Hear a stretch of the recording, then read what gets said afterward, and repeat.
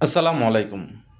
আশা করি সবাই ভালো আছেন। হযরত মুহাম্মদ সাল্লাল্লাহু আলাইহি সাল্লাম একদা সাহাবীদের উদ্দেশ্য করে বলে যে, "তোমরা কি কেউ জানো যে কে জান্নাতে সর্বদ্রুত হেঁটে যাবে?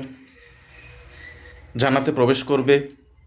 তখন উপস্থিত সাহাবারা বলল যে, "শহীদ, সিদ্দিকিন এরা মানে যারা ইসলামের গুরুত্বপূর্ণ ব্যক্তিত্ব ছিল এই দুনিয়াতে তারা।"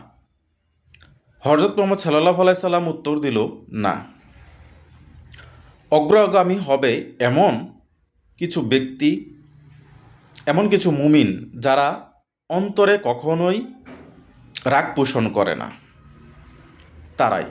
তাহলে আমরা এই হাদিস থেকে বুঝতে পারি যে জান্নাতে অগ্রগামী হবে তারা, শহীদ সিদ্দিকিনের ব্যতীত যারা রাগ পুষে থাকে না তারা।